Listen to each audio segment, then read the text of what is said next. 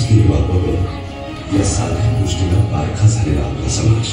परंपरेच्या तळागाळात रुतलेल्या माणसांच्या उत्थानासाठी ज्याने प्रयत्न केले तो हा महामानव डॉक्टर भीमराव रामजी आंबेडकर.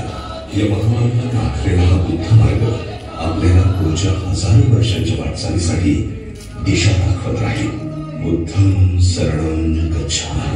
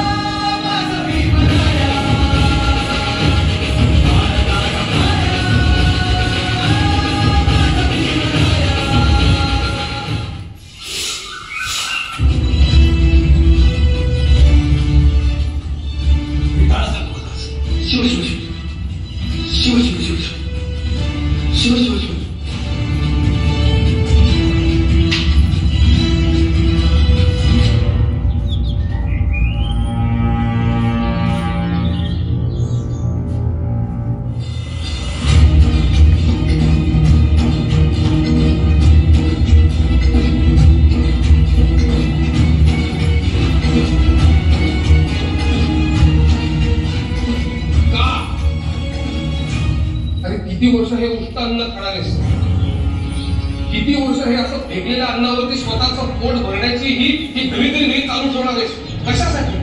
नको रे बाळा, एक लक्षात ठेव बाळा, आत्मसन्मान ते जगता येत नसेल तर ते जगणच नाही. आणि किडे मुंगे जगतातच, पण आपण माणसं आहोत ना. या वरच्या वर्गातल्या मूढवर माणसांना आपलं जगणं ठरवण्याचा काही एक अधिकार नाहीये. बस झालं, ही गुलामगिरी झिडकारली पाहिजे. त्यासाठी तुला संघर्ष करावा लागेल आणि त्यासाठी तुला शिकावं लागेल बाळा.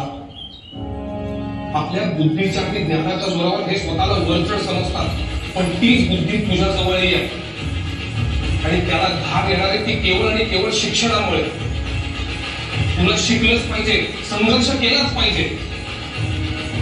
तू स्वतःचं आयुष्य बदलू शकतोस हे लक्षात ठेव बाळा. शिकलास तर हक्काची भाकर मिळू.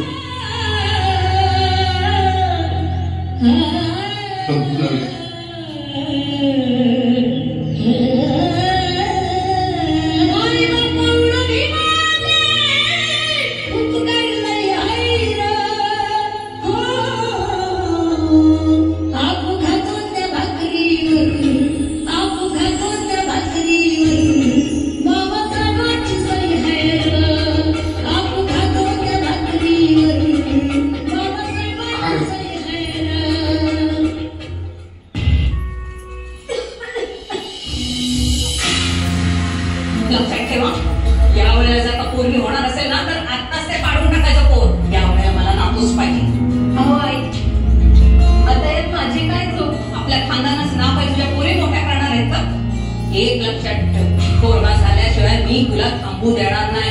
अहो पण मला त्रास होतो त्याचं काय? नाही सहन होतं आता मला. कधी एकदा आंबेडकर साहेब तो काय तर आणतील असं झालंय मला. ना पडू नको का त्या आंबेडकराचं. आंबेडकर साहेब, काही करून या सगळ्यातनं आम्हाला बाहेर काढा. पोरं जन्माला घालायची आणि चूल फुकत बसायची. यातच दिवस चालेत आमच्या पायीच्या जातीचे. साहेब, जिवंतपणी मरण यातना नाही सहन होत आता. आपल्याला मूल होऊ द्यावं का नाही हा निर्णय घेण्याचं स्वातंत्र्य प्रत्येक स्त्रीला असलंच पाहिजे. कारण गरोदरपणाचा, बाळंतपणाचा आणि मुलाच्या संगोपनाचा सगळा भार हा स्त्रीवरच असतो. त्यामुळे कोणत्याही कारणाने जर एखाद्या स्त्रीला मूल होऊ देण्याची इच्छा नसेल तर तिला गर्भधारणच टाळता येण्याची सुविधा असलीच पाहिजे.